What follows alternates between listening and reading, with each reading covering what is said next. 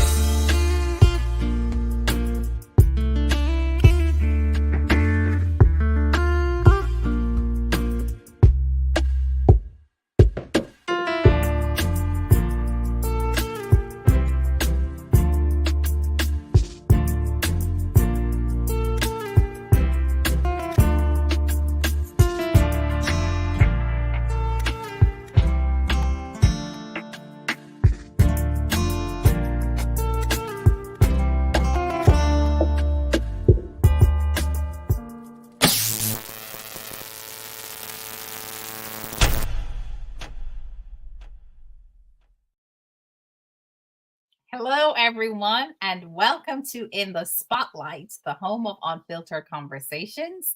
This is where real talk is what we do. I am none other than Donna Thompson. And I am Dr. Laxley Stevenson, and together we're your moderators. So, Donna, What's up? What's going on? Oh, what's not going on? It seemed like today came by so quickly. What you mean? What's not going? Are you saying that everything is going on? Everything is going on. Wow, that's awesome. But I tell you one thing, it's a good thing, right? And we have things going on. You know, the absence of nothing happening, what would life be like? I don't know if I could really relate to that world. It would seem very strange for me, right? It would seem kind of strange for me because there's always like you're constantly on the move, constantly doing something. And I'm constantly learning. So it would be very strange for me not to have anything to do. But today it came by pretty quickly. What is the opposite of not learning, not growing? Oh, geez, you're stagnant. You're dying, right? You're dying, or you're 6 feet under. So we are to be so grateful and thankful, right? That we are learning. We're busy, and time is moving so fast, right? Mm-hmm. Hey, so today's what, Monday? Another Monday? Yeah, today's Monday. They're on so fast, and guess what? The month is what? Oh my gosh! April is. It's in the rearview mirror, right? Yes. I love it. I love that we're here experiencing this thing, right? Mm-hmm.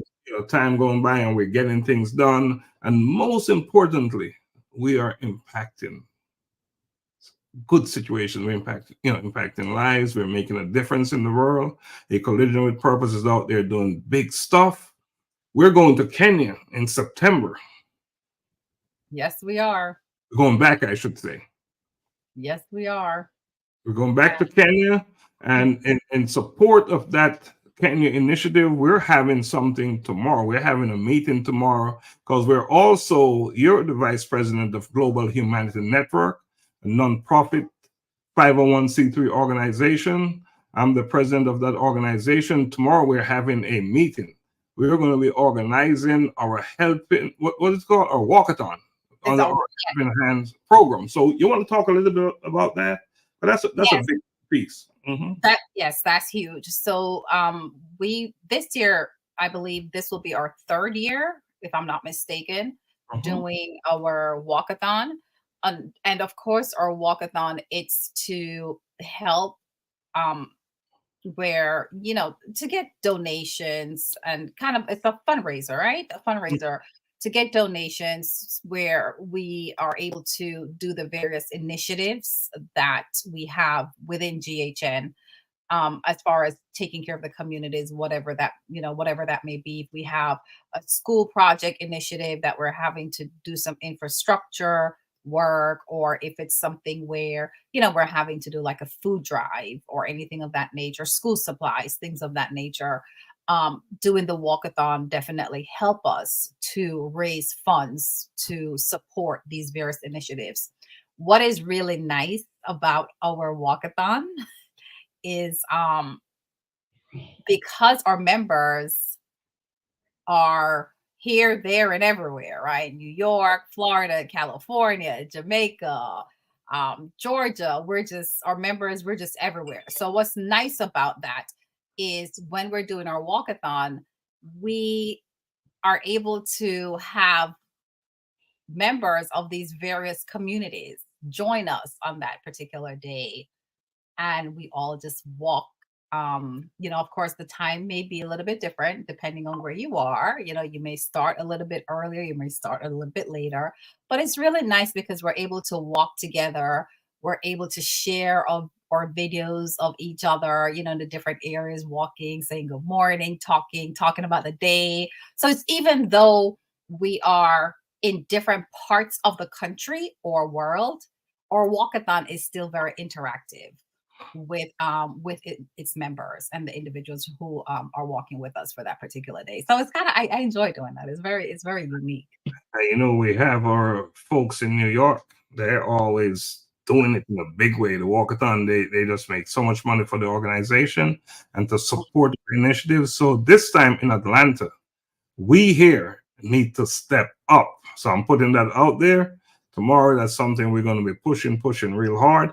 So that is the walkathon to support Global Humanity Network. That is the organization that Donna is the vice president. I'm the president, and we, that's an awesome organization doing good things across the world. We're doing work in Bulgaria. We're doing work in France. We're doing work in Kenya. We're doing work in Jamaica, and we're looking to do work elsewhere. Wherever there are underserved individuals and underserved communities, we seek opportunities there to make a difference, and that is what JHN is all about. So I just wanted to touch on that a little bit and get it out there for those listening.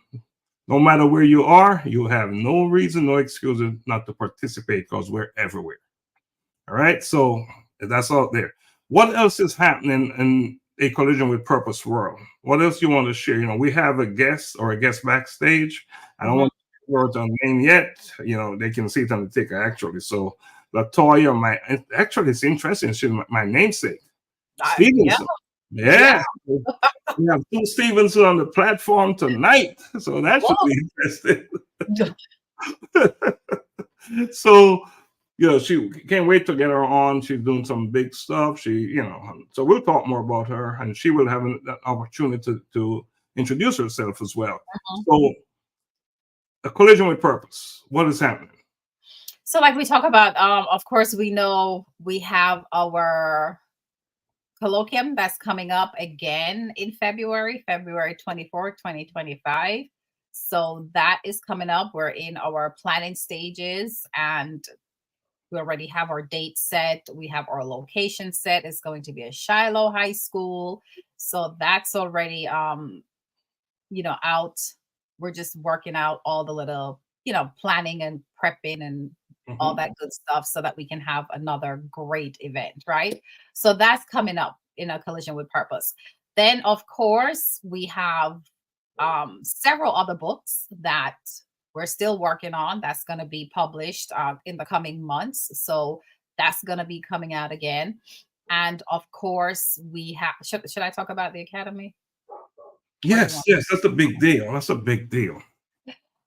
Yes. So we're definitely, like we said, we're all about our community, building up our community and serving our community, right? And we're definitely venturing into having our academy, Collision with Purpose Academy. Of course, once again, teaching various different skill sets, leadership, mentoring, just different, I think it's kind of like, focusing on really teaching and training the whole person versus just one aspect, right? Because we want to make sure, we're trying to have people going on the right path in life. So that's coming up, and that is exciting.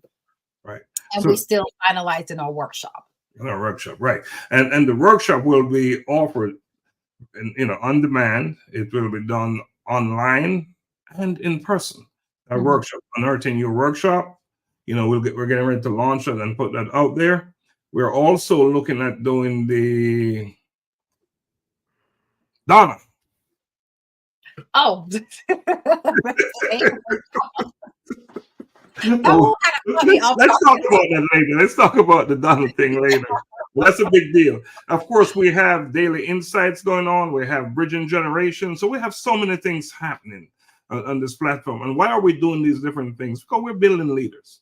We're giving individuals an opportunity to just go out there and do what they do best, to excel, to grow, and not just to grow for personal reasons, but to grow because they can become better leaders in their community and to impact the community better. So everything we do here at A Collision with Purpose is not centered on self. It is centered on what is the greater good for all, right? So anything else you want to add before we take a quick break? Because I want to bring on our guests. I don't want to delay too long. Anything else you want to add?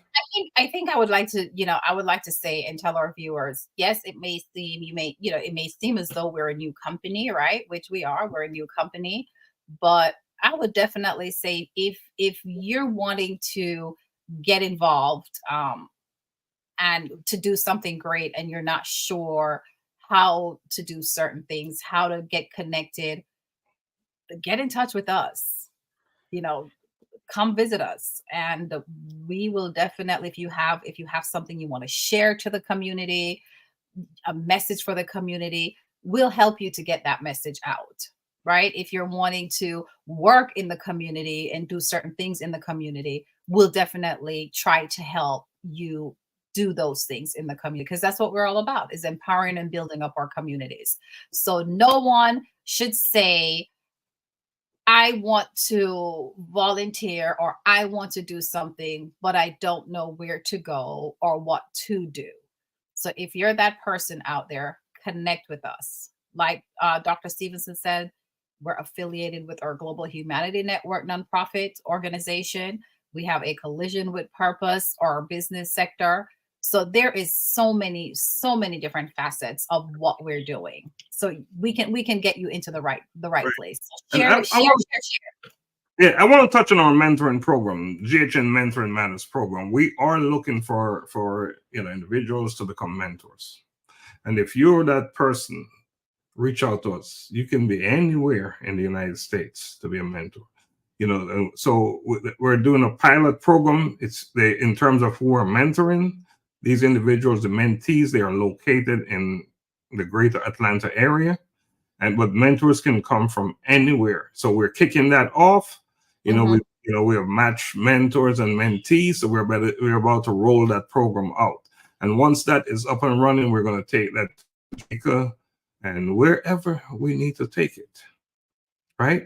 So mentoring is a big deal. All of us, the three of us on this platform, including our guests, backstage, we have all been the recipient or the beneficiary of mentoring of some sort.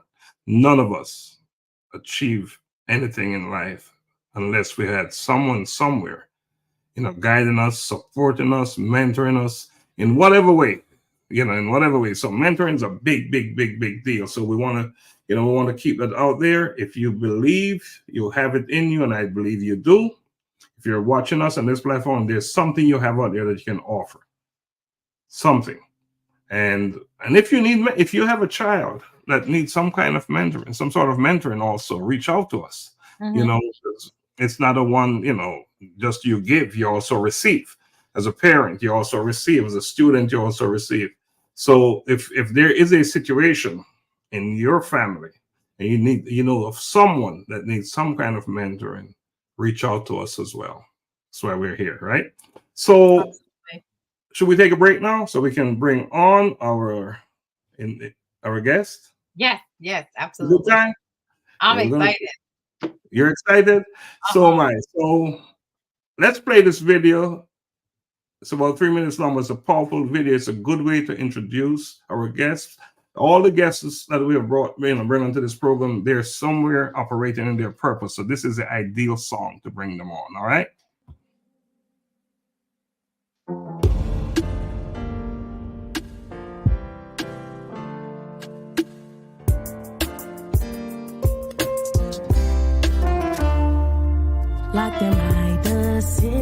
decision to have a collision with my purpose. It is my assignment to be in alignment with my purpose. I'm locked in, going all out, no fear, no doubt. My God, my choice, your will, I'm all yours. Locked in, going all out, no fear, no doubt. My God, my choice, your will, your will, your will. Locked in my decision to have a collision with my purpose. It is my assignment to be in alignment with my purpose. Have a collision with purpose, 'cause you know that you're worth it, and your dream is worth capturing. If I'm not living on purpose, then none of it is worth it. My assignment is uplifting souls for the King, souls for the King, souls for the King.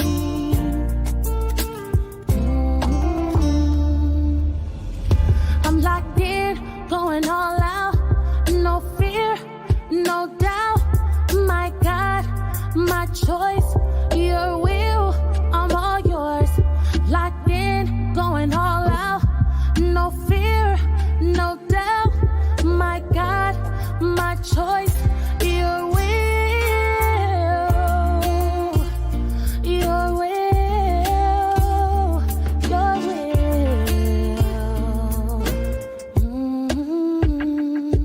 Locked in my decision to have a collision with my purpose.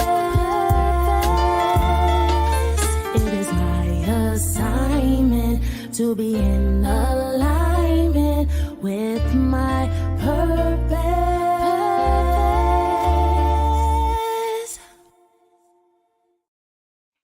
All right.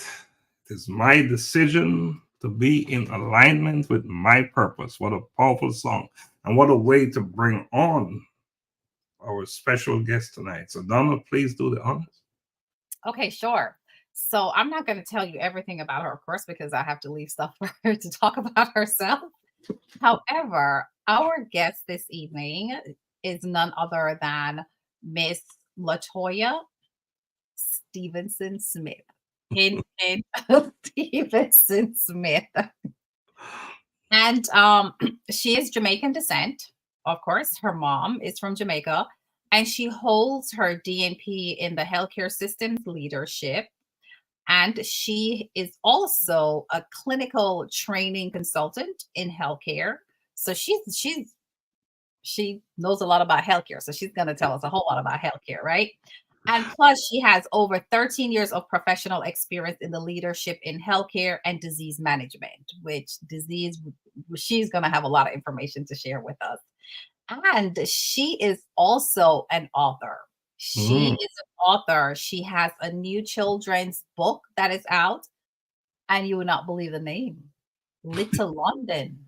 Ooh.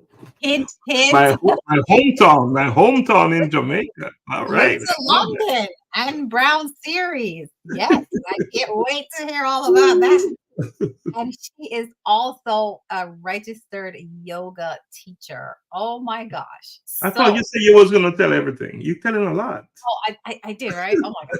It's so hard. It's so hard. It's so hard. It's so hard. Okay. Yes, hard, right? So Let's give her the big drum roll and bring her on.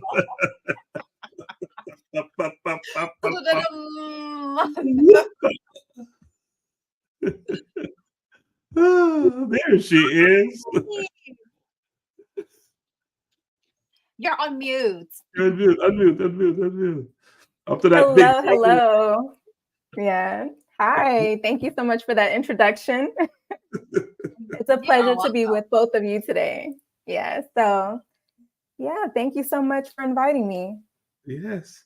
You know, you said 13 years experience.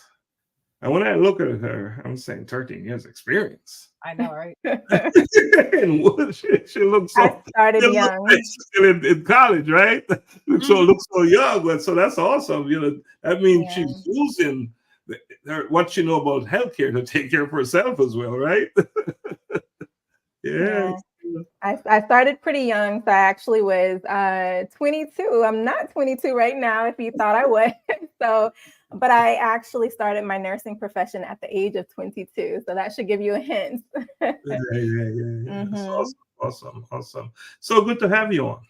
Thank you. I'm happy to be here. Yes. Why don't you share? Donna said some things about you. Well, from your perspective, why don't you introduce yourself to our viewers? Sure. So, hi everyone. Again, my name is Latoya Stephenson-Smith. 2 last names, and a little bit about me. Professionally, I'm a DNP, so I'm a clinical educator. I hold my doctorate in health administration, and it's also a clinical degree as well. I'm an RN, so I have my registered nurse license. I'm also an MBA graduate. I am a clinical educator, adjunct professor. And it is true. I just took up yoga. So I've added that to my regimen. Something I've always kind of wanted to do regarding stress management and also teaching others. So the practice has been fun. And so I'm learning yin yoga and restorative, and hopefully I can bring that practice out to the community. And what else? So I am actually a brand new children's author as well. So I do have my series of books that I just started, Little London. And yes, that is true. I did read a little bit about you, Dr. Laxley. And I said, this is too much of a coincidence. But you're right. Little London, that is the name, Little London Anne. So there's a series of books that I have, and it's actually inspired, of course, by the Caribbean culture, Jamaica, of course, and my upbringing in Miami. So I was born in Miami, even though I'm of Jamaican descent. And my mother, her side, they're from Kingston, Jamaica, believe it or not. And from all over, close by Kingston. But yeah, I was born Miami native, a lot of Caribbean friends in that area. So, still felt very close to that Caribbean culture. And currently I'm in Atlanta. So I've been here about 8 years now. 8 years. Awesome. Oh, you're doing quite a lot. How do you decide which area to focus? That is such a good question. What I realize is you can have so many different dreams and goals that you want to accomplish, but you can never do everything at once. So I think that's a little bit of a misconception. Sometimes we see where people end up, and we kind of feel like they were able to kind of carry the ball for all of these things the whole time. But what I realized is you have a season for everything. It's a hard lesson, especially when you have big dreams and big goals.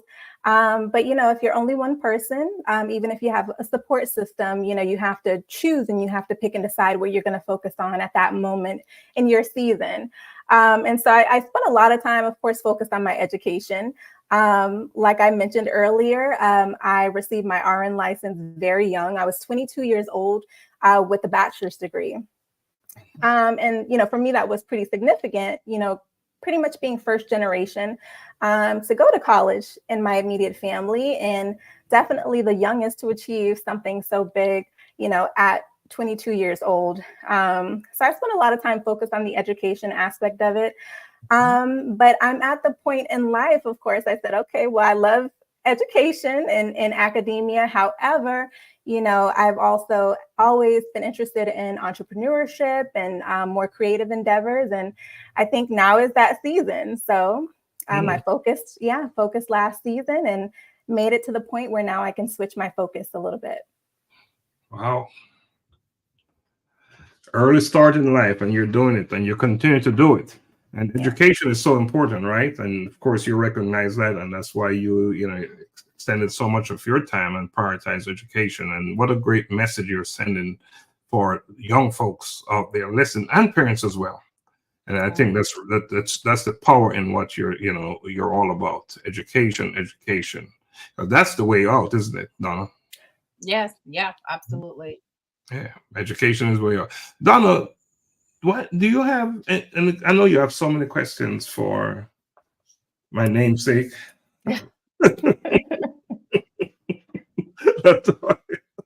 Oh my goodness. Yeah, something I definitely like the pointer that you gave, where you said sometimes, like reading someone's bio and you see a slew of things that they've accomplished. And sometimes we have the misconception like this happened all at once, and not realizing that all these accomplishments was over a period of time, right? So it was very good to definitely point that out and to realize that there is a season and a time for everything, so that you can be fulfilled in doing that. For sure. I guess I would like to ask you, as far as, because I see that you're in the healthcare, is that you're in the healthcare sector? Yes. Right. And in your tenure being in the healthcare, especially, we've always heard about disparities that happen in healthcare, where you have different level of patient care could be based on finances, it could be based on gender, it could be based on race. Have you experienced anything like that in your years in the healthcare system? Is that something that is a preconceived notion in the world that this happens? That is a great question. And it's true. So those observations are very true. It's interesting that you asked me, because my specialty, I have done direct patient care. So I actually started out working with pediatrics. So babies, very young. And I started working with the Medicaid population.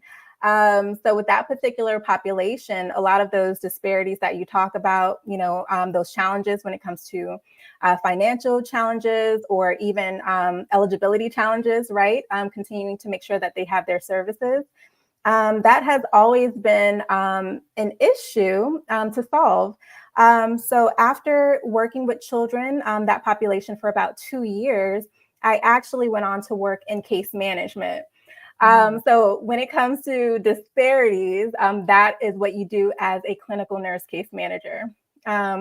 So the nice thing about that is that, you don't just focus on the individual medical issues that they have. You actually focus on the social issues. You focus on their financial issues.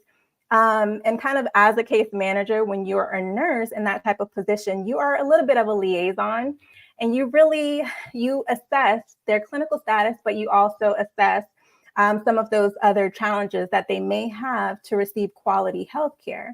And what you do is, you're always doing your nursing and clinical assessment and your judgment, but you're also offering up referrals to other specialists to kind of help close that gap. So, you may find out that they need financial services, so you'll do a referral to a social worker. Maybe there's a need for a dietitian. If it's someone with diabetes or kidney disease, you'll identify that as a nurse, and then you'll do the appropriate referral. So really, I've always kind of been in more of that holistic community health type of field within my position as a nurse. So those are not misconceptions. It's very real. And we've been trying to tackle that in healthcare, especially the U.S. healthcare system, for a very, very long time. And there's still more to do. There's a lot to do. Yeah. So much more to do, right? So you're an international traveler, I see. What's that all about? You try. Where have you been traveling? I try. So funny story. This is interesting, but I actually, I'll tell you, I kind of grew up with one of those people, if you've ever come across, that has like anxiety. So I grew Mhm. up being that type of person young. I used to have so much social anxiety and general anxiety about this and that. I think that was just based on my upbringing and what I saw. And, so I always had a level of fear. I've always had a big imagination and big goals, but I also had a level of fear, unfortunately, that I kind of adopted, I think, from just my upbringing. And so I've always wanted to travel internationally, go to school in different places in the world. I thought I was going to join like the Peace Corps. And I really was like, this is it. This is what I'm meant to do. Just travel all over the world. And this is going to be my life. So of course, life never works out exactly like you think it's going to work out. So, it's funny because, again, I started working really, really young, 20 something years old. And I was working full time from, before I graduated nursing school. And then as soon as I received my first position, I never stopped. So I found myself in my mid 20s at a place to where, I was like, I feel accomplished. I achieved my bachelor's degree. I have my license. I'm working. That's great, right? That was the goal. But I found myself realizing that, what happened to the dreams, right, that I had before I entered into school, what happened to those other goals that I wanted to accomplish. There's a lot more to life, right, than just our careers. And there's a way to kind of balance everything and incorporate all of the things that you want to do within your life. So mid 20s, I said, you know what? I'm kind of tired of not doing something because maybe I don't have the time. I don't feel I have the budget. Maybe I don't have anyone to go with. And I ran across a Facebook group, and I always tell people this. And it's actually a business. I think they're a pretty huge business. I think they've been recognized by Forbes group as well. But it's called Sisters Traveling Solo. Mhm. So I don't know if have you heard of it? Yeah, I've Okay. watched some of their stuff. Yeah, I have not. Yes. Oh, well, you have to. That way, check it out. You have not, you have to. And I believe, the creator of this company, she's a woman like me. And yeah, I think her story was that she left the corporate world and she formed her own company, full-time company, basically inspiring other women, and especially women of color, to travel, whether you travel solo, whether you travel with the group, because they also do group travel too. But the whole point is just to get out and explore and stop being afraid. Just get out there. And so it inspired me. And mid 20s, I took my first solo travel. I went to Dominican Republic. And I was terrified because anytime you do something new, especially alone, it's nerve-wracking. But what was exhilarating about it is just being able to get there. You plan everything, you plan it out. So I plan excursions and different things. So when I get there, I actually am with the group. And just after that first experience, it's so crazy. My whole demeanor changed. I said, you know what? I think I can do this. I was like, I think I like this, because you meet people along the way. And then you start to realize, other people travel solo or people travel with groups. But whenever you get to your destination, you'll always run into the right people, regardless. So best decision I probably have made in my life, outside of going to school, and obtaining the degrees. It's just going out, exploring, traveling, and not being afraid. So, up to date, I would say that I've gone to mainly Europe. I haven't ventured out too far. But on my list was Milan, Paris. So my first European trip was in Paris. So that was wonderful. I've been to Milan, Italy. I have been to Barcelona, Spain. I have been to, London. So I went to London Christmas that just passed, which was spectacular. And believe it or not, like last month, my birthday month is in March. And so I actually went to Portugal And so I just came back from Portugal around the 8th of March. And so, yeah, just a few places. So I definitely plan to go out to Singapore, hopefully. And of course, Cape Town is on my list. So more to come. And I know soon you'll get an invitation from Donna to go to Kenya. I know she's about to ask you and invite you. I can tell. I see it coming. I accept. I love to travel. And what a, you traveling is great, right? And because what a way to enhance your education, right? It is. Learning and to develop, because the classroom is great, academic stuff is great, but then when you balance that off and you're out there in the world exploring and learning about different people, what a great way to really bring it all together. Exactly. Yeah. And Donna, why don't you share your experience when we went to Kenya last year? I think you should have shared that experience. What did it feel like? Yeah, what did it feel like? Oh my goodness. It's a little difficult to really explain, to put in words, at least for myself, right? The feeling. Like I'll tell everyone, I think what was one of the most powerful moments for me, besides, the long trip and all that good stuff and changing planes and all that good stuff. But I think one of the most, it was powerful. It was a profound moment for myself, was arriving into Kenya. And when we were greeted, it was not hello, how are you? It was welcome home. And for me, those two words changed like everything that I probably thought I had an expectation of, or even, to be honest with you, even if something bad had happened after that moment,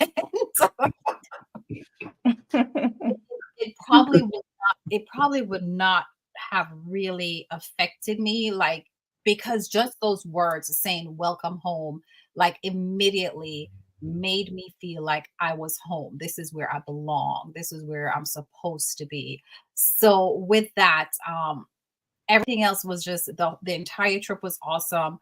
The people that we met, they were awesome. The work that we did, it's life-changing, at least for myself. The work that we did there with serving the children and the community, and just the array of love and affection that we received, and really how and everyone would just tell you, welcome, we're happy you're here. And the way how they just served us and everything, it was really awesome. And I would tell anyone, you need to set your feet on the continent of Africa. Motherland. You have to set your feet on the continent of Africa, whether it's Kenya, it's Ghana, wherever it is, because wherever you go, once you get there, you're going to come back a different person. It's really going to impact you. I listened to Latoya. She talk about traveling and the excitement that is coming through her through the screen, and I just had to ask you that question, Donna, because I know that that's what you experienced as well, and that's what I experienced when I went to Kenya. The thing is, they will say welcome until you leave. Welcome over and it's actually Asante, Kenya. Welcome to Kenya, right, in Swahili.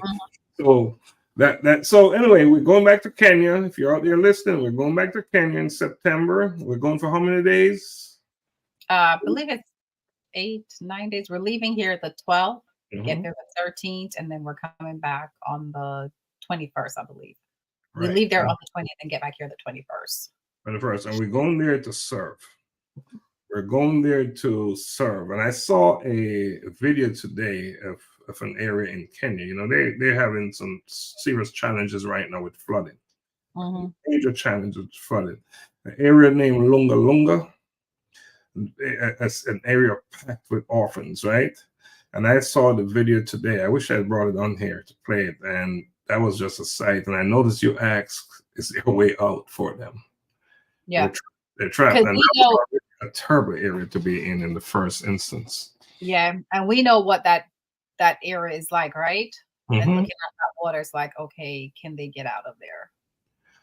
I credit that area to the reason why I personally is going back to Kenya, because when I first went to Lunga Lunga and I saw these young kids, these orphans, and you know, we've seen separation and all that stuff, devastation and all that stuff before with people, but for whatever reason, that was so touching, and it got us. We're back, right? And ever since we left Kenya, you know, in fact, I should say that, you know, we have these books for sale.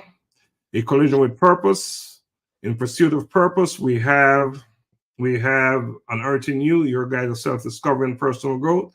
And for every book that you purchase on our website, $5 will go towards the A Collision with Purpose Scholarship Fund. And more likely than not, that will be earmarked for a scholarship towards a scholarship in Kenya. So we encourage you to purchase our books. And I think this is a good time now to segment into Latoya's book, because there's something about her book that really resonates with me. It says Little London. So I want to know about any book that's going to talk about Little London. But I was born there. That's my home. Yes. Yeah, I have it with me here. And yeah, I have to find out more here because this is not a coincidence, is it? So we'll see. But yeah, this is something I've actually been working on for a while. So it's been years. It's called Little London and Brown. And hopefully you can see it here. So, you know, and you probably can notice from the colors, this is really a Caribbean themed book. So it's just something that I was inspired to do. You know, when I was younger, I and probably as being an only child, you just do a little bit of everything. So I was just very creative. I used to write poetry and different things, and I've always wanted to do a book. And you know, I was inspired to do a children's book to just encourage literacy and also diverse reading. You know, don't want to get into it, but we know at this time, right, you know, we're having a little bit of pushback when it comes to diversity, and then also diversity within literature and especially within schools as well. So I can go on and on about that. However, I was really inspired to create this book. A lot of it came from, you know, my own ancestry. So of course, being Jamaican descent, but also growing up in Miami around a big Caribbean population.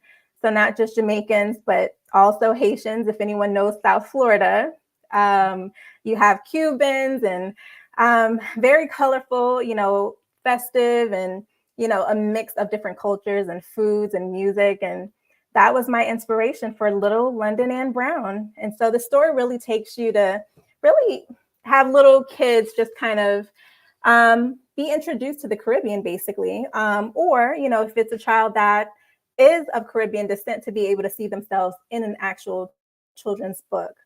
So the nice thing about it, London and her family, they are on the water because we love that. And, you know, the wonderful thing I found out when actually researching my ancestry is that my great grandmother, which is no longer with us on my mom's side, I always heard that she was from a Spanish island. However, this woman, when I say the only thing I remember about her is her thick Jamaican accent. So her patois was, I could not understand. So something I couldn't understand, her as well as my great grandfather didn't understand a thing they were saying. I used to go around when I was very young, so never really got a chance to really know them before she passed. But when she did, I have a great aunt that shares my birthday, believe it or not. We have the same birthday, but she's in her 70s. And she's on my Jamaican side. And one day, you know, she just decided to tell me a story and gave me a little bit of information about my great grandmother. And I said, you know what? You know, I'm on ancestry.com. Let me see if I can find anything about her. And lo and behold, I found her birth certificate, which was from Cuba, actually. So, so what I did for this book, I actually incorporated that. So I have a grandmother in the book that's from Cuba, Camagüey, specifically. And, it's just nice for anyone who doesn't know the history, especially between Jamaica and Cuba. And, you get to kind of see how all of that relates together within this book. Are you familiar with the name Theophilus Stevenson, the great Cuban boxer? Oh, no, I've never heard of that. No, never heard the name. Olympic heavyweight champion. Check it out. When you get a chance. I know you will. I will. I will. Yeah, big time. Oh. Spelled the right way as well, Stevenson. That would help. Yeah. Oh, it's spelled with a P-A. Okay. It's spelled right as your name is spelled. So check out I think it's Theophilus Stevenson. Okay, wonderful. Yeah, I will check it out. Olympic champion. He won the heavyweight championship about 3 times. They wouldn't go professionals, but he was from Cuba. Right. I never knew that history. Yeah. Now you see, we'll add that to the list, and considering where your grandmother is coming from, there's some connection, right? There's connection there. Yes. Connectivity there. Yes. Yeah. So your book. How can our listeners access your book, purchase your book? Sure. So the book is actually available on bookbaby.com. So you can actually have the book printed, and you will receive the printed copy from BookBaby. So it's this exact book here. But I also, because accessibility is really important, I also created a digital copy. So if you want to get the digital copy, that's available on Amazon.com. So again, you can go to Little London Anne Brown, and you'll find that series. And I'm also on Instagram at Little London Anne Children's Books. So Little London Anne Children's Books. And eventually you will be able to see the audio as well. I'm going to be publishing the audio soon on Amazon.com as well. Awesome. Is it possible to post the link for your books in the chat? Sure, definitely. I think we should do that. That would be helpful. Yeah, great story there. And check out our heavyweight champion Olympic heavyweight champion from Cuba, Theo Stevenson. I will. Right? Make sure you check him out. We find that from Jamaica in my family, not the Stevenson side, but the other side, one of the other side, I should say. Panama, Cuba is what it's all about for us. Panama and Cuba. For good reasons, right? Panama, we started in Panama with the Panama Canal, and when that was over, they went to Cuba. That's how all those English names from the Caribbean ended up in Cuba, right? They went to work on the canal, and then from there they went to Cuba, because Cuba was the spot, right? That was a hot spot. That's where everything happened. Pre-Fidel, that was the party ground, and that's where all the good things were happening in terms of, people having good life, good times. It was a playground on the Batista, I guess. So, yeah, Donna, I think we should take another break. Okay, sure. We could go ahead and take a break. And we're going to stay on screen with this break, because I want to play a video here. And when we come back, we'll talk a little bit about your new program and give Latoya an opportunity to ask you questions about that program. How about that? So we'll stay on screen while we play this video. Last year, I had the opportunity to travel on a mission trip to Africa, specifically the country of Kenya. If it was not for your donations and you supporting me on this trip, the many initiatives that was successful would not have been possible. So for that, I greatly appreciate you and I thank you very much. However, from my experience on this trip, which was life-changing for me, in such a way that a charge was placed on my heart to go back to Kenya. My experience brought me face to face with the everyday challenges that people face. Families not being able to feed their children, not send their children to school, and not being able to supply just basic hygiene needs for their children. Yes, the needs are vastly great and challenging, and it's difficult to meet them all. But with that said, I am returning to Kenya once again in September of 2024 with Hope and Destiny Foundation in Kenya. We will be having our Reaching Out, Reaching Up Community Outreach Initiative.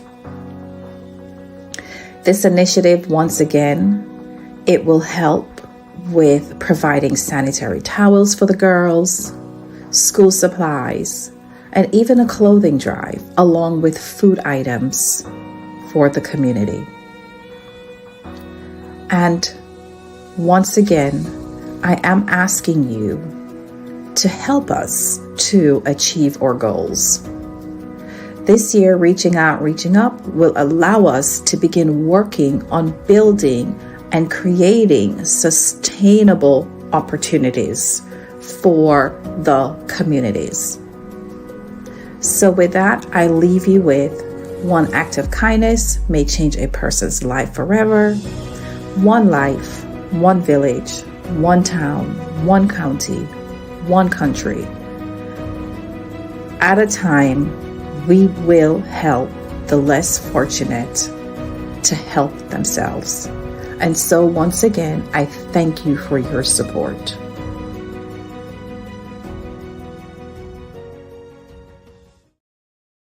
All right. Thank you for that, Donna. Oh, you're welcome. Could hear the passion, the sincerity, the commitment in your voice. It's almost a little bit difficult not to be emotional or get emotional, right? Mm, Especially when you the experience. yes. Yes. Well said. All right. So we're not going to get emotional now. Let's get back to the real time. Not that kind of show. That's that kind of show. It is not that kind of show, right? So let's, I want to talk to Latoya about something. She's talked to us about your yoga stuff. There's another area you're ventured into. Mm-hmm. Mm. Yes. Yeah. So I have decided to add yoga amongst the other things that I do. And part of that was actually inspired. Like I mentioned to you, younger, I dealt with anxiety. A lot of people have, it's something, thankfully nowadays, especially after COVID, I think we all understand that we're human. There's a lot of things that are part of the human condition. It's completely normal. And, I'm really happy that we reached a place to where we can feel comfortable, expressing the different challenges that we have and how we cope. So for me, that's really my personal story, kind of growing up with types of anxiety and social anxiety. I use yoga as really a way to de-stress. So a way to lower stress, a way to be present, be in the now. Anyone with anxiety probably understands sometimes you have that kind of voice that, doesn't really stop, when you're in the midst of worry, right? So especially if you grow up in an environment where there's a lot of worry, right? You can always have that voice in your head that says, there's something you need to fear, or it can just be kind of an overwhelming feeling. So what yoga does, yoga centers you. Yoga allows you to, again, stay in the now. It really allows you to acknowledge your emotions because you have to be aware. So it's a way of, giving yourself the gift of self-awareness. But as well, you can be present with others in that space and sharing that as well. So it's something I've done on and off over the years. But again, getting a little bit older, I may not look like it, thankfully, but I'm getting a little older.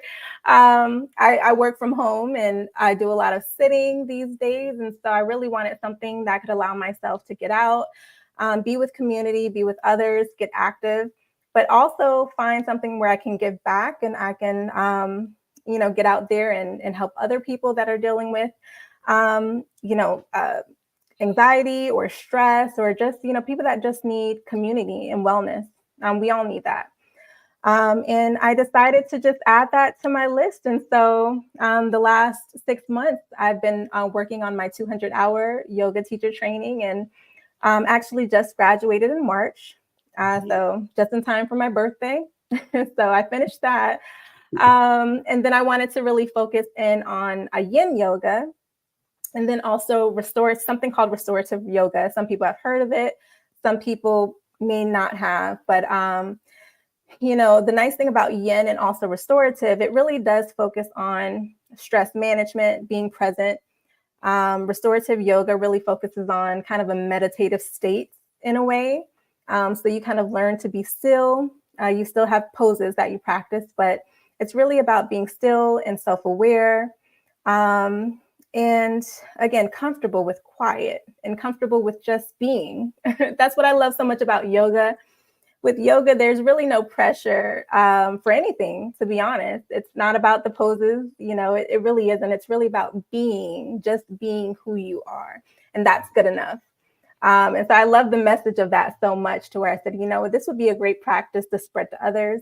And I think sometimes to people of color, sometimes when you're thinking of an exercise to do, yoga does not always come up. Some think it's too challenging, some think it's too boring. There's so many different reasons. I'm a part of a yoga group, and I know with some common themes that have come up is yoga and its clash with religion as well, which is something new. So I've been hearing a lot about that. Young women of color like myself that are struggling, right? Because they're religious, they have their belief system, they have their loved ones and their churches that they go to in their community that they love and adore, but they also love yoga. So I've been seeing that as a common thread in those young women trying to figure out, how do I consolidate the two? So is it about convincing others, or is it about just spreading the word? And again, if you find that this is what suits you, then do it. And if not, but it's about educating others on what it is, so they can understand that it is accessible to you. Yoga is something that people of color can do, and you can have fun doing it. And it doesn't really clash with religion. It's its own practice in itself. And really at the very end of things, it's all about, again, being still, appreciating who you are, accepting who you are, community, loving others. And that's really it at the foundation of it. So, hopefully I'll start training in the next few months. And I kind of plan to do community classes maybe once a month. Once I'm done with the courses that I'm taking. And so you've completed your 200 hours. Interestingly, my niece, she's now teaching yoga. Oh. And I'm also hearing the other side of the argument about the religious piece. I'm hearing that in my very home, in my house. So I'm glad you brought that up, because I know that's a conversation that's out there. It's out there, right? It is. Yeah, religious piece, and there's a conflict, right? It's what yoga can do, but when you're into this religious thing, then that's where the conflict is for some people, at least. And yeah, here we go again, right? Here we go again. Here we go again. Well, that's awesome. That's awesome. And you'll be doing the community teaching, the community classes. Hopefully soon. I have a busy schedule, but I plan to fit it in between grading papers. Because right now, being an adjunct, that takes up a lot of my time. But yes, hopefully. Yeah, that's another new thing. I saw you made an announcement on Facebook that you're now an adjunct professor. You're teaching. Yes, that is true. That is true. Sure. Sure. I feel very Jamaican now. They used to make jokes. I don't know. Okay. Oh my goodness, there goes the Jamaican side coming out. No, it's coming out in all her jobs. Yes, in all her multiple jobs. So now that we're talking about all of this, I said, okay, this is the Jamaican in me for sure. So I learned hard work from my mom. I'm not gonna lie. She's the hardest working woman that I know in my life. Yeah, and so I've actually been teaching as an adjunct it's been about a year and a half. So part of the reason that I decided to go for my DNP is because I was interested in teaching. I've always been interested in public health and community health. So I actually thought I would achieve an MPH, so Master's in Public Health. But being in healthcare for such a long time, I realized that there was a lot of opportunity within having an administrative and having a nursing background coupled with public health courses. And I did the doctorate. Again, it was not my initial intention, but as God had it, I don't know. I did my MBA, took 3 years, and I thought I couldn't do any more school after that. And as soon as I got the certificate, for some reason, I got a second wind, and I said, you know what, why stop now? So I went straight from the 3-year MBA, working full time now. And I hopped into a bridge program for the DNP. So that instead of 2 years, it was a 3-year program to bridge over because my master's was in business, versus healthcare. So, I started looking at all the opportunity, and I said, you know what, I can teach, I can consult. There was so much that I can do with that in many different levels. And as soon as I graduated, actually 2022 in June, and it took me a few months, but I received my first adjunct position, actually going out teaching clinicals, nursing fundamentals. So very basic, your first clinical when you're excited as a nurse, you know nothing, you go out and you take vital signs, things like that. So I did that clinical, and I was very grateful to get that position with Mercer University, which is in Atlanta. And I was living in Kennesaw at the time. So I went out to Wellstar, Kennesaw. So it was like the perfect scenario. The job was available. I didn't have the experience. I applied and they gave me a chance. And I went out and took the students out. It was a lot of fun to be able to do that. And eventually I knew I wanted to teach online and have more flexibility. So I kept applying to different positions. Long story short, this is my first, I think my fourth or fifth adjunct position at this point. And so I really wanted to gain experience teaching different types of classes. That's important. So I went from nursing. I also work as an adjunct to teach health administration for bachelor students. I've taught a master's of public health course with a school that actually partners with another university, Saudi Electric or Electronic, one of those universities, SEU, and it's actually stationed in the Middle East. So I worked with the company that partnered with a university, and basically we would teach the students, and they're located remotely in the Middle East. And I taught a public health course a few semesters ago. And so currently I just received an offer to teach with Chamberlain University, which is my alma mater. So very excited about that. And I'll be teaching a population health and epidemiology course coming up. So very, very excited about that. You're grading papers. Grading those papers. Grading papers. That's awesome. So you're doing so much, a lot. What is the end goal? Oh, good question. Great question. You know what, to be honest, and I've had to think about this, but because I think being younger, you kind of, I don't know, I think it was a little bit short-sighted, and I'm like, the end goal is the degree, right? You get the degree and everything just works itself out after that. I mean, that was literally my thought. I didn't know it was so much strategy that you had to put into where you actually want to go, and you have to be very specific. And another thing I learned is that goals change. So what my end goal was years ago has changed. And at this point, being aligned with yoga right now in my life, it's about balance. It's all about balance. You know, so I thought I would maybe climb the corporate ladder, but I figured out a long time ago that's just not really my goal personally. I love freedom. I love flexibility. As you can see, I love variety.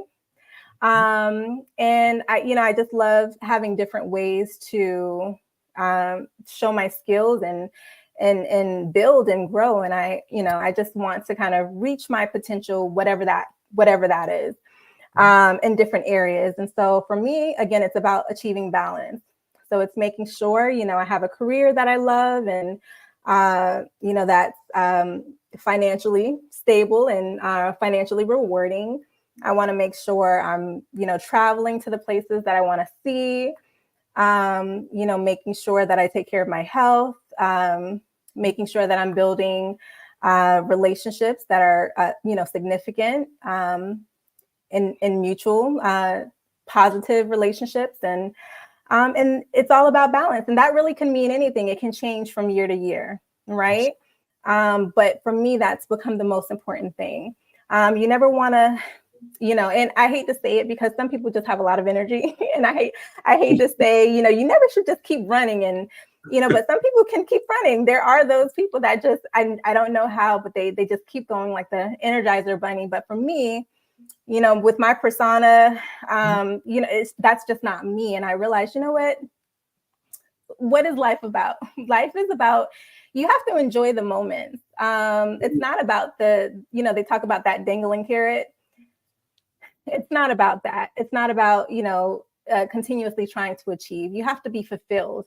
And sometimes that means being still for the season and really enjoying what season you're in for the moment. So yes, we have seasons where we are that Energizer bunny and we are looking at that dangling carrot, right? Because it's appealing. However, when you get that, you have to sometimes take a moment, stop, reassess, and make sure you understand the purpose. What was the purpose? Now that you've done that achievement, that additional achievement, what now? Do you just keep running? Do you create another goal? Do you enjoy the moment? You have to really understand what is the purpose and what I'm doing. And so that's really where I'm at now. It's doing all of these different things, right? But trying to find the balance in it, and seeing, what fulfills my heart basically at this point. Right. So clearly you have invested significant amount of time to achieve. And now you have also established at least 200 hours to find balance. So you understand the tipping scale or whatever you want to call it. You're out there doing it, and then you're over here now trying to balance it. So how do you manage that? Is what I want. How do you know when to pull back here and or to go there? Because I suspect that you're not done. You're not done pursuing. You're still in pursuit. There's more for you to achieve, right? But yet there's this other thing talking at you, the balance part, to pull you back, to put you in check, in a good way. So how do you manage that? So I laughed when you said that because you've observed, as much as I desperately want to feel like I'm achieving balance. It's true. Like sometimes you have a tug, and sometimes you don't really know why. But it's like, yes, I understand the importance now because, you don't want to burn yourself out. Right. And so I've been there before where it was just work. Right. And I felt burnt out. I was, dealing with tragedy, really young. My father actually passed when I was in my 20s pursuing nursing school. And so it was about that time where I'm like, oh, I'm just working. It didn't stop to even, figure out, how to rebalance things. It's just, sometimes you just learn to just keep going. So I've been there before where I was burnt out and I said, and that was part of the travel. That was part of everything that I've done so far in my life is saying, you know what? Okay, yes, I have things I want to achieve, but you know, I need to be able to appreciate where I'm at too. You know, I can't just keep achieving and not taking time to actually enjoy, you know, the fruits of my labor. So it's really tough. What I've learned is that even if you don't know when you need to stop, even if you don't know, guess what's going to tell you? And you probably know, your body is going to tell you. So even if you don't know when, even if you haven't found a way to achieve that balance, your mind and your body eventually is going to tell you it's time to stop. And again, I reached the point before where my mind and my body said, no, it's time to switch gears. And again, I've had other times to where I thought I was done and I thought I couldn't keep going, like with the MBA. And when I say I was like done, couldn't write one more paper, I thought I was fully done. Whatever it was said, no, you're not done. And so I don't know where the energy came from. I went through 3 years, who knew, of a DNP and did really, really well in it. And then after that, my body said, you know what, you need to go take a couple vacations, you know, so it, you know, your body and your mind will tell you when it's time to say, you know what, we're good here.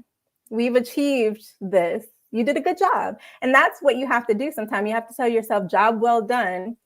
Now it's time to take a moment and relax. For the moment. For the moment. For the moment. For the moment, yeah. For the moment. Donna, I know. I see Donna listed. One thing I know about Donna, she's gonna the most serious question coming your way based on what you say. I hear it coming. Get ready. No, I don't have a serious question. No. I just commend you, you know, I commend you for all your achievements. But I think most importantly is really realizing, and I'm quite sure you're still young, right? You're still a young person. And I'm quite, you know, and realizing at a younger age the importance of having that balance in your life. I commend you for realizing that, you know, sooner than later, right? Right. Yeah. Yes, than later, and where you have to realign yourself. Thank you. You know, balance. I recall years ago when I was a little bit younger. The thing was, I'd have people come to me and say, "You need balance. You need balance." And my thing, yeah, in the circus, that's where balance exists. Because you know when you're going and you know you have the energy, you're just going, right? You have this blinders on and you're just running from this to that. Yeah, balance serves you well in the circus when you're walking in those tightropes, right? But in reality, in real life, it's so important in everyday life, you know. Yeah, and I know when you're someone like both of you, actually, you know, you share many similarities. Donna is also a Jamaican, not just because she was born in Jamaica, but because of the amount of jobs. She's her work, her different positions and titles and name it, right? In the home and out the home and everywhere else in corporate world, and as an entrepreneur, you know, she's doing it. And so I commend both of you because I'm Latoya, I'm just meeting you, you know, we've communicated some, but listening to your talk and, you know, it's very impressive and really commend you for taking it on and doing it and not just doing it. There's completion. The thing that you've taken on, you know, even when it's tough and challenging, you did your DNP, and I know what that is like, you know, to complete these things, those things, right? Can be challenging, can be tough, you know, to get to, you know, that next piece of your paper, to complete the next part, you know, and it can be very challenging, and sometimes the quit is on the mind, right? I'm done is on the mind, and just to come back and to do it and stay with it and get it done, that's a big deal. It's a big deal, and it shows a lot and speak about you, who you are. And I know that, and I'll say the same about Donna. I'm going to switch it up a little bit because Donna, you have a new program talking about taking on more work. You have a new program coming up. So you want to talk a little bit about that? I do, but something came to mind while I was listening to you before we jump into that new program. That I wanted to ask Latoya, because I know that like a lot of people, like we're talking about that whole balance, right? And I know that a lot of us, we have multiple jobs, whether it's working inside of your home or whatever, we have a lot of multiple responsibilities. And many times it's hard to really prioritize, right? And then I think a lot of people going through that whole stress thing of you can't turn it off because you're doing so many different things and your brain is constantly working. My question for you now is, what advice would you have for someone who's, who they have all these different things that they're doing and now they can't shut that brain off? What advice do you have to give someone how to really turn that brain off, how to pause it, give that brain that rest, and kind of like recenter themselves? Yeah, because some people, I know some of our listeners, we're talking about this great stuff and everything, but some people, they may not know really how to do that or resources to help them to get to that point where they really need to shut their brain off for a moment to get that rest. Sure. And how important it is to rest your brain. Great question. Just like your body needs rest, right, in order for it to be able to function the way it's supposed to, your mind is the same. And then, of course, everything is connected, right? The mind and the body. So think of your mind the same way you would your body. You give your body nourishment. You give your body rest. I know we don't all do 8 hours, but we try. And it's the same thing with your mind too. You need to do things that get you in a place to where you can lower your stress. So that could be sleep, but it could be anything that you enjoy. Maybe you want to go out and take a hike, right? A lot of times, even though, something is going on when you're, say, hiking, for an example, I did that when I was in Kennesaw, I loved it. Kennesaw has the mount. Well, I think it's called a mountain. I don't know. I'm from Florida. So I'm like, I don't know, but it was really nice. They have kind of the outdoors area and you kind of hike up. And even though there's things going on, believe it or not, you're centered, right? Because you're not in front of a screen, you're not in front of your phone. Hopefully you didn't bring it with you, left it in the car. But you're out there with fresh air, right? You have, the birds or the animals chirping, you smell, you're using your senses, so believe it or not, that can be a way to actually center yourself, quiet your mind and give your mind rest. It's still working, but you're giving it rest from constantly being in front of a screen and having that type of stimulation.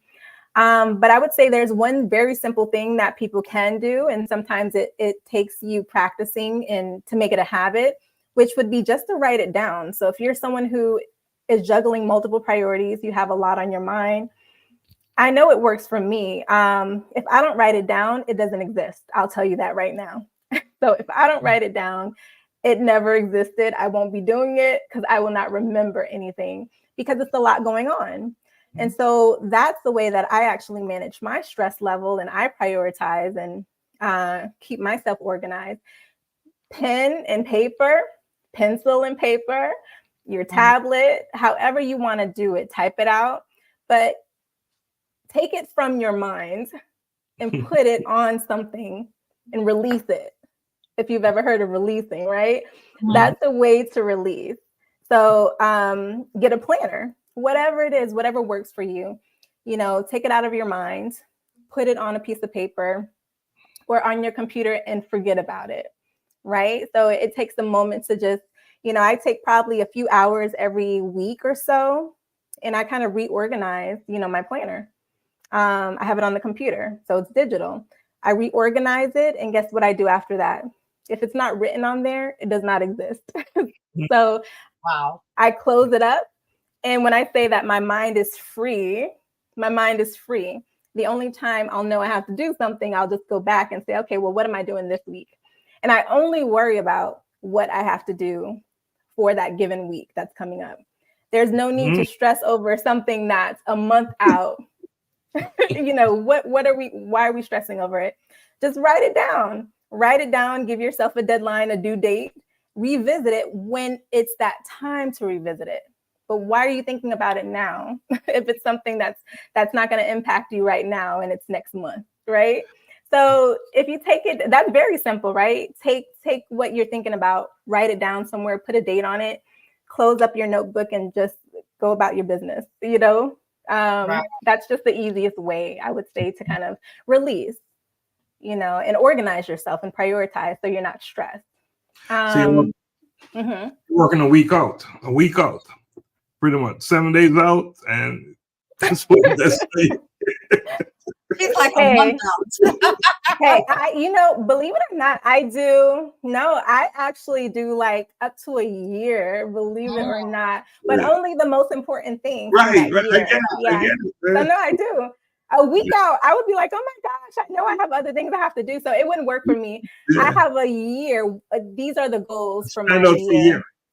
Yeah. But the highest priorities are the ones that are coming up in a week. They're at the top. But with so many competing interests, my goodness, you know, if as busy as you are, you know, that must be, you know, that would be so scary if you're just waiting a week to get it, because there's got to be some preliminary work done and so forth. Right. I'm a planner. Yeah. And that's how I keep my stress levels down. I have my year. It may not be a lot, you know, maybe some travel over here and this over here, and that's it. But I write it down. So even if I have an idea, some type of random creative idea, I never keep anything in my mind. I just go straight to my notebook or whatever it is, write it down, put a timestamp on it, and then I'll revisit it when I have the time for it. But it just, I mean, when I say it's a stress relief, it makes sense. Simple, but it's, it does. Why carry it all here? I can't. I would be a mess. It would be too much for me, too much stress. So, I must practice that. That's something I must take into consideration. Yep. I know I need to. Because I keep, like, my notebook is in my head. Because that week goes by so fast, right? Yeah. Things to get done. Oh my goodness. So next. It's always next. And everything seems to be important, right? Oh, yeah. That's why you have to have your deadlines and prioritize. The other thing I know you asked me, you know, about the stress relief, I did want to add, after that, writing it down, meditation. So I wanted to add that in as well. It doesn't have to, again, for those that are religious, doesn't have to be meditation in the yoga sense. Meditation really is just being still. Meditation, believe it or not, can be listening to music. So some people love listening, whether, I know for me, I do a mix of things, but sometimes I'm in the mood to listen to like jazz music if I'm studying, anything. So that can be a form of meditation because it allows you to stay in the moment, right? And not think about anything else but that moment. You can listen to music, you can meditate if you're into that with yoga. Prayer is a form of meditation as well. So if that's what you're into, you can also use your prayer time as a time to center and relax your mind as well and give yourself rest and peace. Right. And gardening, I've heard. Yeah, it's true. It is true, actually. Talking about stress relief. Or it can be stress inducing, either or. It depends what type of project. It depends on the type of project you're doing. Exactly.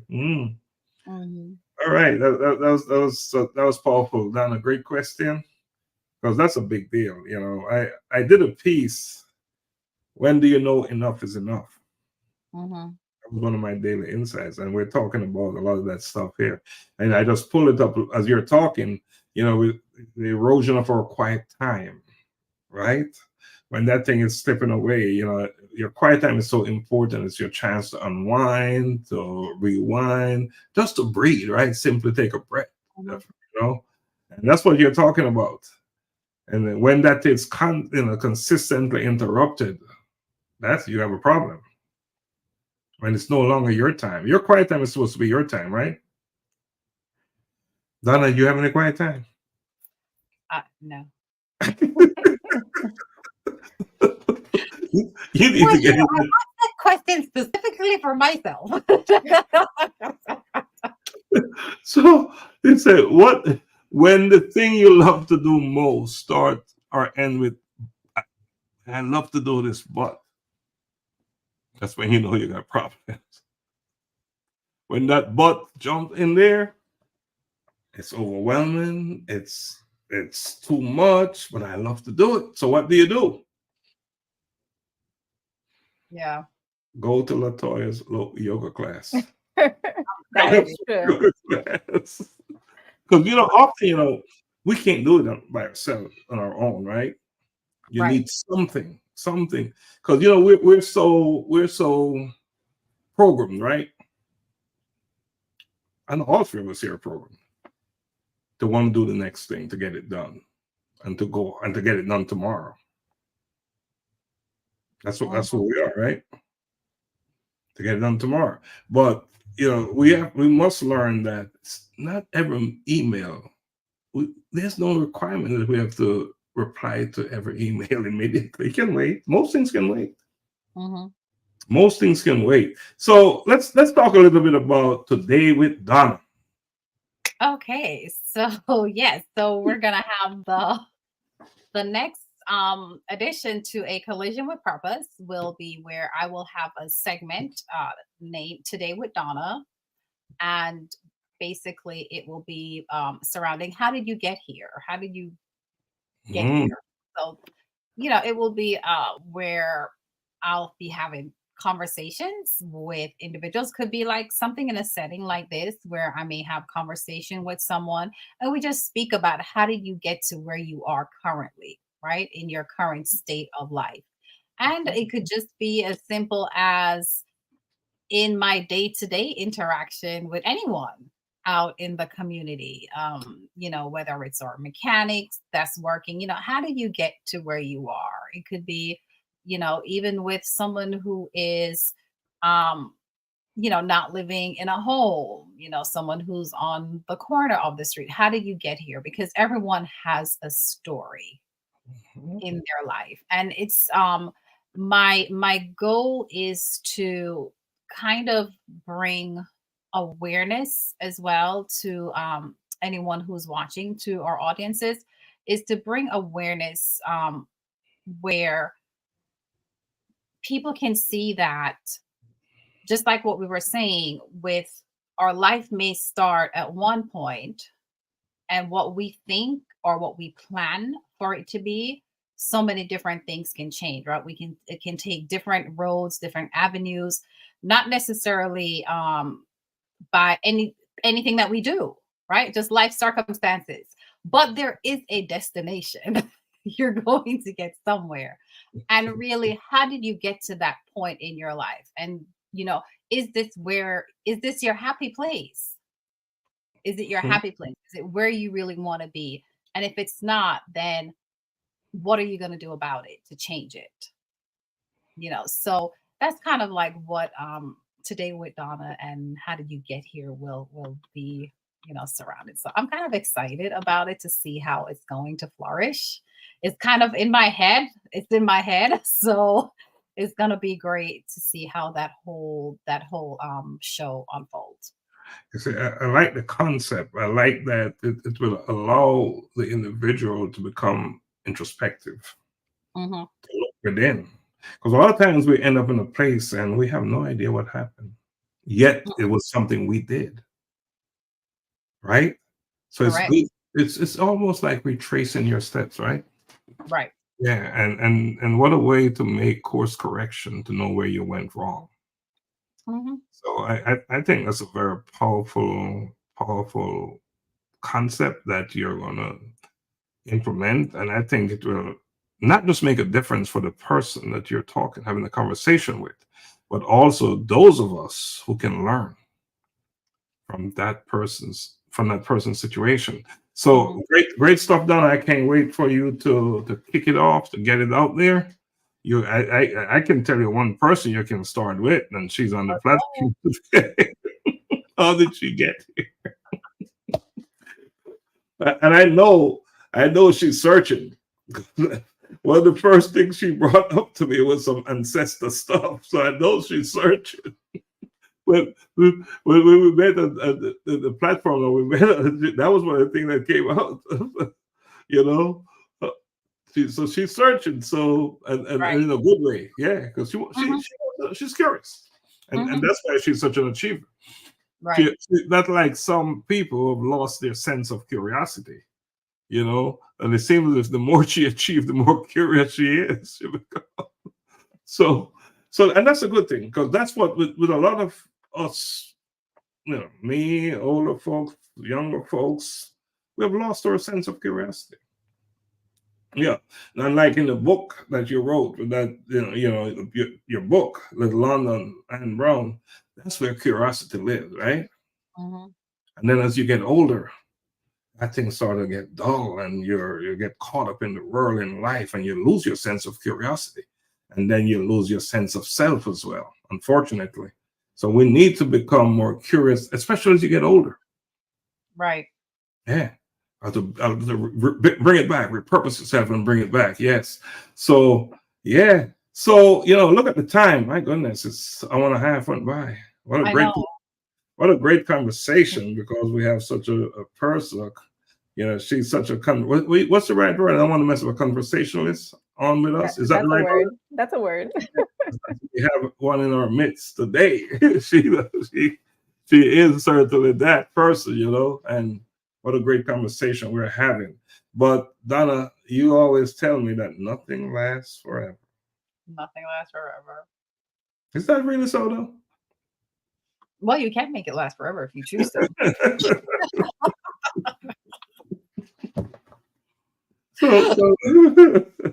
So Latoya, man, do you have anything else you'd like to say before you get to make your closing argument? Is there anything else that you didn't say that you would like to say before you get to a closing argument? Oh, wow. Well, I'd like to say, I'll end with this. Thank you so much for inviting me onto your platform. Again, it's by chance, right, that we met. And I guess more to come on that. Donna will be trying to figure out if we're related to each other. So that is next on my list. So I am curious. But yeah, I just really appreciate you inviting me onto the platform.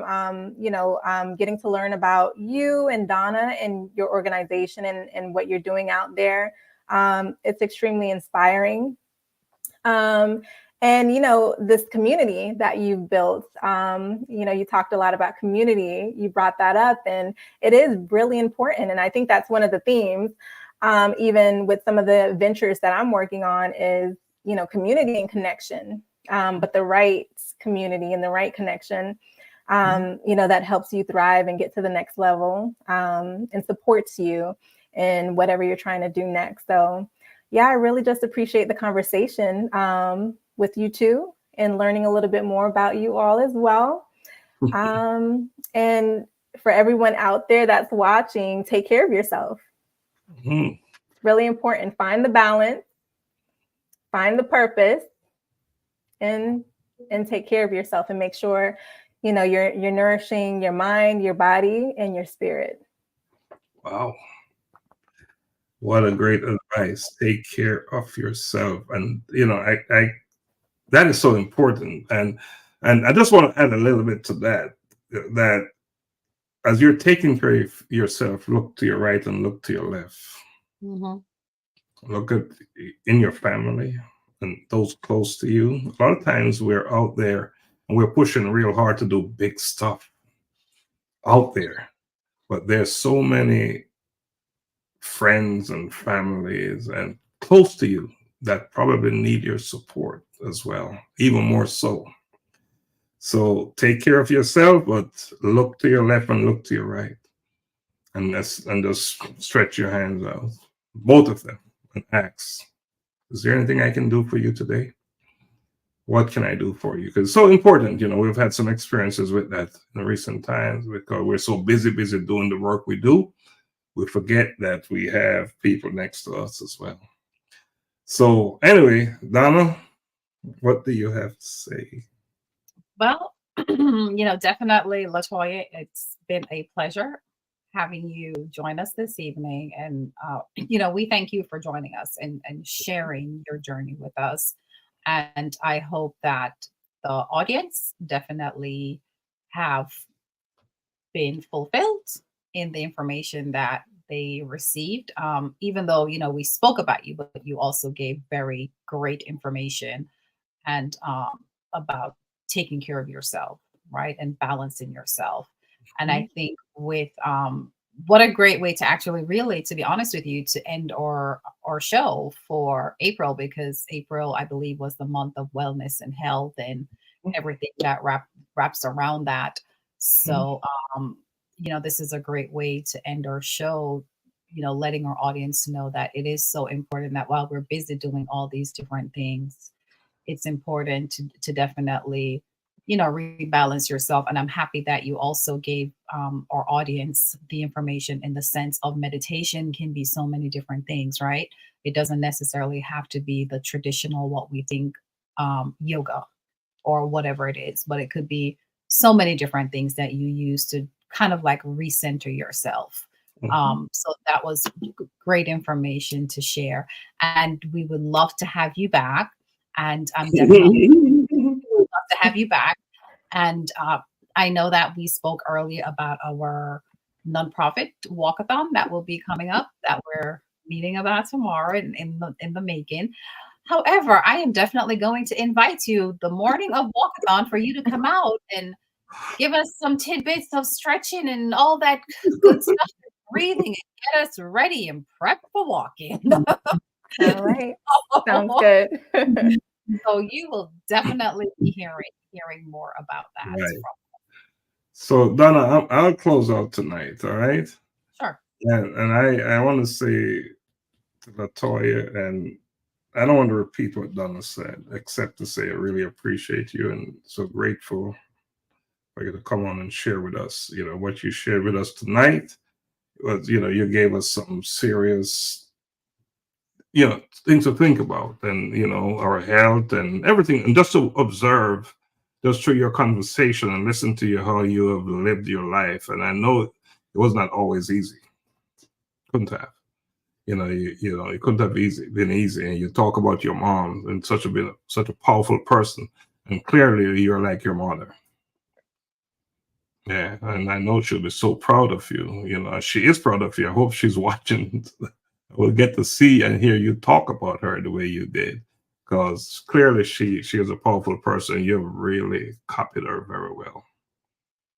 You're doing exactly what she wants you to do, and you're doing it. So, big stuff. Really admire the work you're doing. I appreciate you for all that you're doing and what you're doing for you and you wanting to make a difference out there as well.